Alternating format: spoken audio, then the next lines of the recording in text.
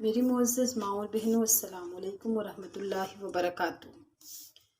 آج میں آپ کے لیے جو وظیفہ لے کر آئی ہوں وہ اللہ تبارک و تعالیٰ کا جو صفاتی نام ہے احد، اس کا وظیفہ ہے۔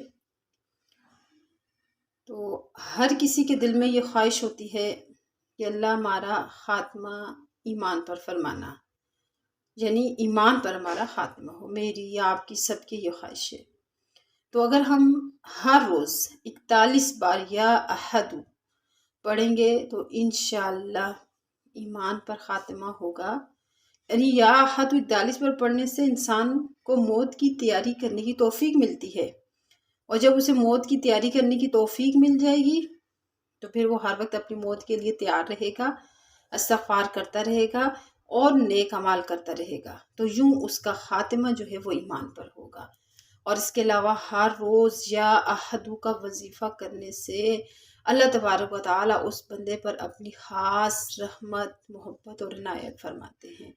یہ اللہ تبارک و تعالیٰ کا صفاتی نام ہے احد، اس کے مطلب ہے ایک، یعنی اللہ ایک ہے۔ تو اللہ تعالیٰ کو وہ تمام نام جن کو پکارنے سے شرک سے برات کا اظہار ہوتا ہے، سارے نام اللہ تبارک و تعالیٰ کو پسند ہیں، لیکن وہ نام جس سے شرک سے بیزاری کے اظہار ہو، اس نام کو پڑھنے میں بڑا مزہ آتا ہے۔ تو یا احد کا بھی مطلب ہے کہ ایک اکیلے، یعنی اپنی عبادت میں، اپنی صفات میں ایک اکیلے، تو وہ اللہ تبارک و تعالیٰ کی ذات ہے۔ تو اس نام کے ذریعے سے پکارنے سے اللہ تبارک و تعالیٰ پکارنے والے کو کبھی نامراد نہیں فرماتے۔ وَمَا عَلَيْنَا إِلَّا الْبَلَاغُ۔